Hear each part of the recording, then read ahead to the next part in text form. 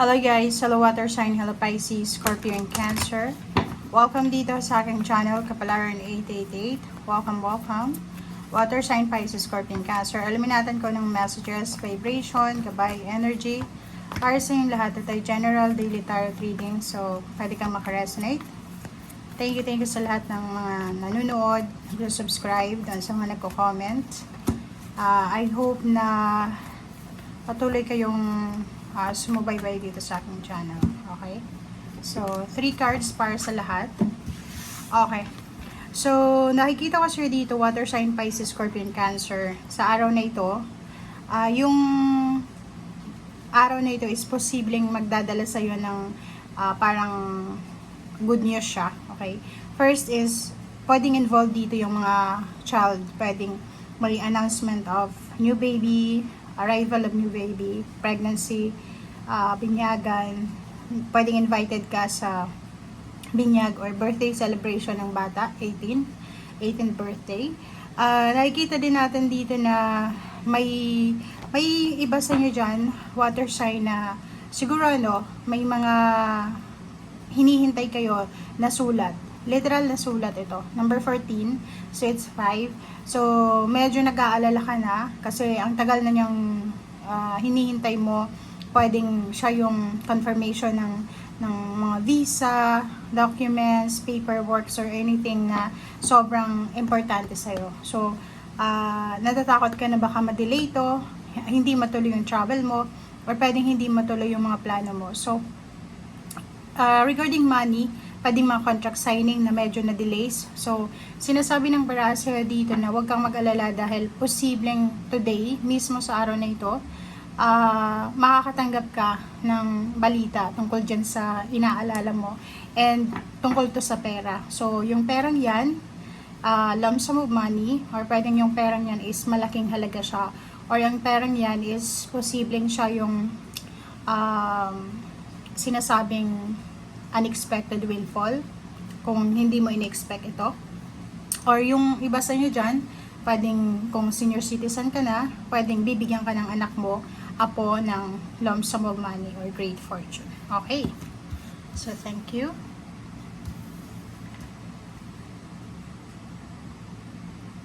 Alright. So, water sign, Pisces, Scorpio, and Cancer. Tingnan natin.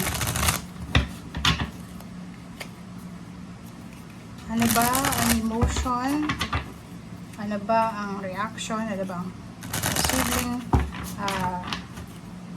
energy sa araw na ito? Para to sa lahat ng Pisces, Scorpio, and Cancer.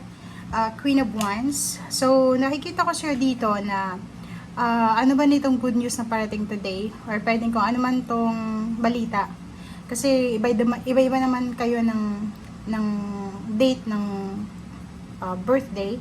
So, pwedeng hindi yung iba magre-resonate. Pwedeng dito lang or dyan or dyan. So, dito sinasabi na makakaramdam ka today ng sobrang freedom.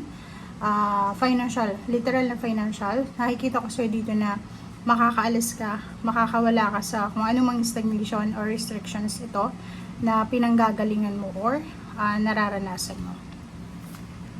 Okay, so yun. So, may good news sa araw na ito. So, may magandang balita sa araw na ito na pwedeng magdala sa iyo ng motivation, ng courage, magdadala sa iyo ng yung parang pakiramdam na may pag-asa pa pala, parang ganun. So, etong balitang ito, etong letters na yan na darating sa iyo, posibleng yung iba pinanghihinaan ng loob, lalo yung Pisces and then yung Scorpio. Parang hindi mo na siya ini-expect eh. Kasi parang sinasabi mo, hindi na yan darating. So, maghihintay na lang ako ng another chance or another moment or another time. So, pero, luckily, ibibigay sa'yo ng universe yan kasi deserve mo yan. At the same time, nakapangalan yan sa'yo. Okay?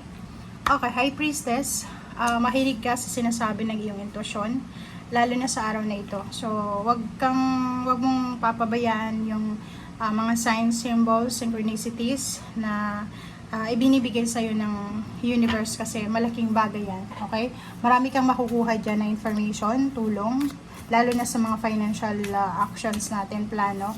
Ang intuition is, siya yung pinaka parang secret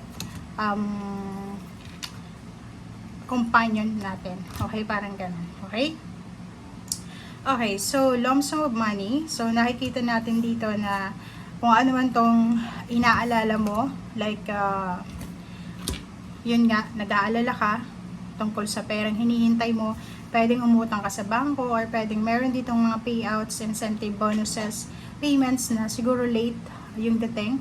And nakikita ko sure dito na on the way na siya. So, huwag kang masyadong magpanik, huwag kang masyadong mag-alala.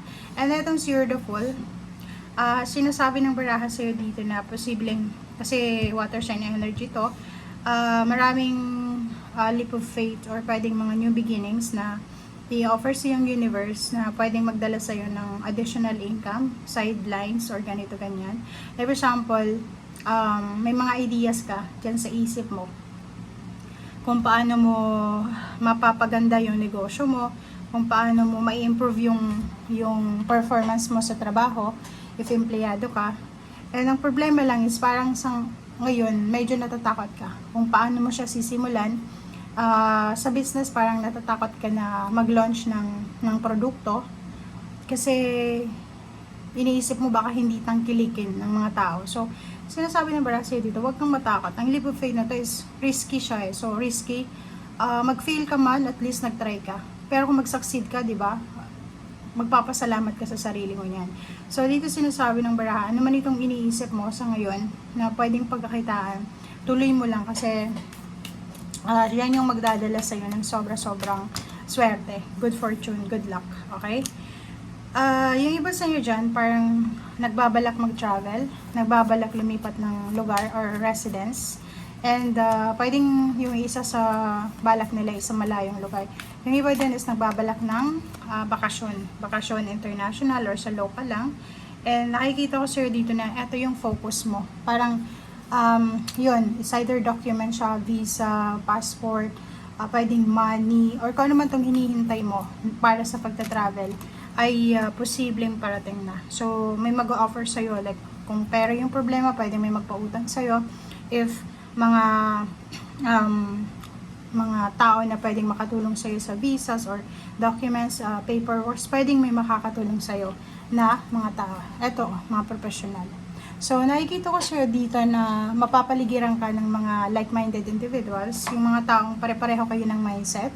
3 months from now, so starting January 2025, nakikita ko sa iyo na maraming kapareho mo ng mindset, ng plano, pwedeng mga business person, individual na magsasama-sama para sa isang meeting, sa isang conference, or sa isang pagtitipon, and kasama ka din. Thank you guys for watching and see you again. Bye!